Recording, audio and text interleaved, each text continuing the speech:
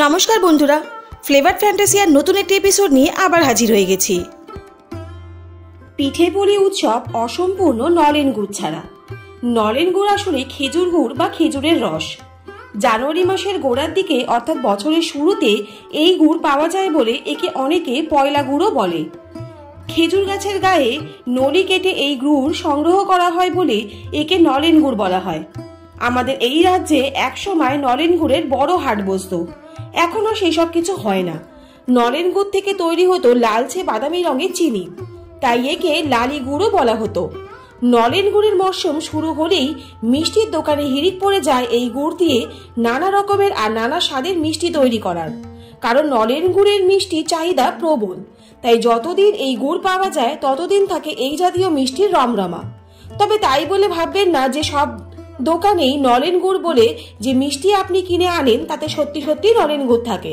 কিছু দোকানে নলেন গুড়ের গন্ধ যোগ করে দেওয়া হয়, তবে কলকাতা ও তার আশেপাশের কয়েকটি দোকানে খাঁটি নলেন গুড় দিয়েই মিষ্টি তৈরি হয়। আজকের প্রতিবেদনে রইল কলকাতা শহর জুড়ে ছড়িয়ে থাকা জনপ্রিয় মিষ্টির দোকানের সন্ধান। তাহলে চলুন আর কথা না বাড়িয়ে আজকের এপিসোড স্টার্ট করা যাক।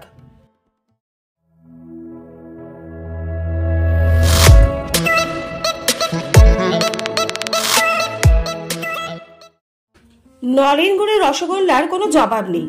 কলকাতার কথা মনে পড়লে মিষ্টি দই আর রসগোল্লার কথা ভাবা হবে না এমন কি হয় নাকি? কলকাতায় রসগোল্লার অনেক বিশ্বস্ত দোকান থাকলেও নবীনচন্দ্র দাস অ্যান্ড সন্সের ধারে কাছে ঠেকতে পারবে না কেউই। রসগোল্লা সাংস্কৃতিক আইকন এই দোকানটি। রসগোল্লার আবিষ্কর্তা নবীনচন্দ্র দাস 1866 সালে বাগবাজার শোভাবাজার এলাকায় মিষ্টির দোকান খোলেন। নলেন গুড়ের রসগোল্লা দুই রকমের হয়, এমনি রসগোল্লা আর বেকড রসগোল্লা। এখন বিয়ে বাড়িতে বেকড রসগোল্লার খুব চাহিদা। নলেন গুড়ের রসগোল্লার চাহিদাও কিছু কম নয়, কারণ এই মিষ্টিতে এক ঢিলে দুই পাখি মারা যায়। নরম নরম রসগোল্লা আর তার সঙ্গে নতুন গুড়ের সুবাস, সব মিলিয়ে দারুণ ব্যাপার। ঐতিহাসিক এই দোকানটিতে রসগোল্লার স্বাদ নিতে ভুলবেন না যেন। কেসি দাসের কথা বলবো আর রসগোল্লার কথা বলবো না তা কি হয়? শীতকালে এখানে পাওয়া যায় নলেন গুড়ের রসগোল্লা। এছাড়াও আপনি চাইলেই পাবেন গুড়ের রায়টাকলি, গুড়ের শঙ্খ, তালশাঁস ও একদম স্পেশাল গুড়ের অমৃতকুম্ভ। শেষের মিষ্টিখানা ভারী মজার, দেখতে কলসির মতন, নরম পাকে সন্দেশ আর কলসির ভেতরে ঠাসা নলেন গুড়। গিরিশচন্দ্র দে এবং নকুরচন্দ্র নন্দী কলকাতার প্রাচীনতম মিষ্টি দোকানগুলির মধ্যে একটি।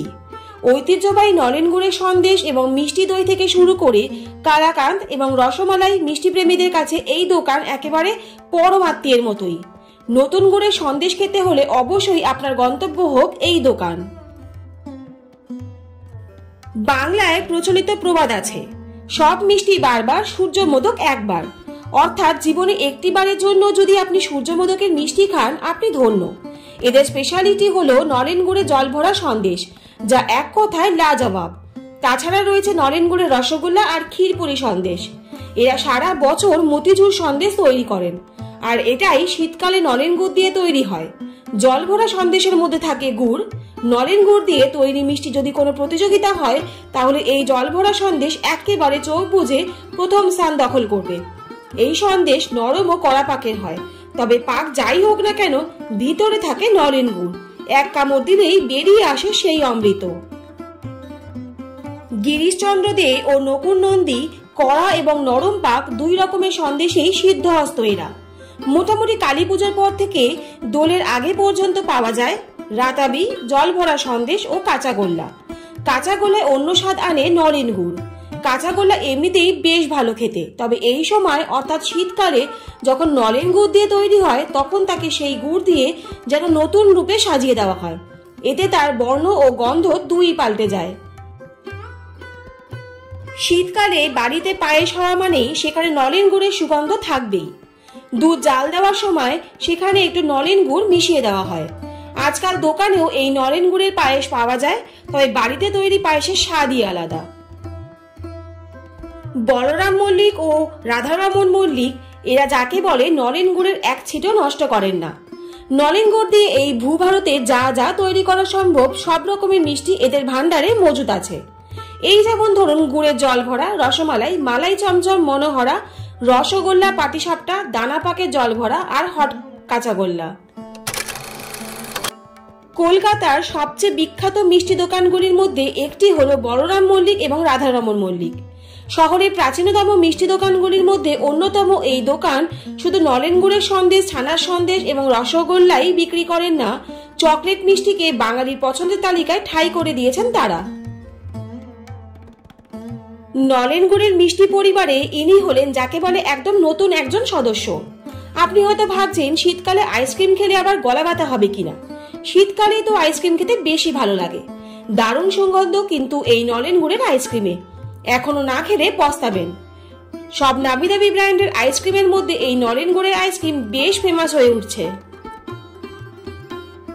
নলেন গুড়ের আইসক্রিমের মতো নলেন গুড়ের দইকে ঠিক ঐতিহ্যশালী নলেন গুড়ের মিষ্টি পর্যায়ে রাখা যায় না। একে নবতম সংযোজন বলা যায়। মিষ্টি দইয়ের মধ্যে নলেন গুড় দিয়ে এটি তৈরি করা হয়। অনেক সময় উপরে নলেন গুড়ের একটা স্তর থাকে বা দইয়ের ভেতরে গুড় থাকে। এটি খেতে জাস্ট দুর্দান্ত। তাজা দুধের ছানা, খোয়া এবং ময়দা দিয়ে তৈরি সুস্বাদু ছানার জিলেপি অমৃতের অন্য নাম। কলকাতা শহরে সেরা ছানার জিলেপি খেতে চাইলে সোজা চলে যান গড়িয়াহাটের মৌচাকে। পায়েসের মতো নলেন গুড়ের রাবড়ির স্বাদও কিছু কম নয়। এমনিতেই শীতকালে রাবড়ির স্বাদ প্রায় স্বর্গের মতো থাকে। তার সঙ্গে উপরি পাওনা হিসেবে যদি নলেন গুড় যোগ হয় তা সোনায় সোহাগা। রাজকীয় মিষ্টি খেতে চাইলে চোখ বন্ধ করে বেছে নিন সীতাভোগ। সীতাভোগ আর মিহিদানা যুগলবন্দির জন্য বিখ্যাত বর্ধমান। তবে কলকাতাতেও এই মিষ্টির কিছু ঐতিহ্যশালী ঠিকানা রয়েছে যেখানে মিষ্টি ভাতের সঙ্গে পরিবেশিত হয় ছোট্ট ছোট্ট গোলাপজাম। শোনা যায় সীতার পছন্দ অনুসারেই এই মিষ্টির এমন নামকরণ। জমিয়ে সীতাভোগ খেতে চাইলে চলে যান সেন মহাশয়ে। তাহলে আজকের প্রতিবেদনের সন্ধান পেলাম কলকাতা শহর জুড়ে ছড়িয়ে থাকা জনপ্রিয় মিষ্টি দোকানের নাম এবং নলেন গুড়ের তৈরি জনপ্রিয় কিছু মিষ্টির নাম। শীত আর নলেন গুড় থাকতে থাকতে অবশ্যই ট্রাই করতে ভুলবেন না যেন। তাহলে আজকের এপিসোডটা আপনাদের কেমন লাগলো অবশ্যই কিন্তু কমেন্ট করে জানাবেন। আর যদি ভালো লাগে তাহলে চ্যানেলটা please like, share and subscribe করতে ভুলবেন না। আর পাশে থাকা বেল আইকনটা অবশ্যই প্রেস করে দেবেন যাতে এরকম ইনফরমেটিভ ভিডিও আপনাদের কাছে সবার প্রথম চলে যায়। সবাই সুস্থ থাকুন, ভালো থাকুন। অনেক ধন্যবাদ পাশে থাকার জন্য। দেখা হচ্ছে নেক্সট এপিসোডে। ততক্ষণের জন্য টাটা।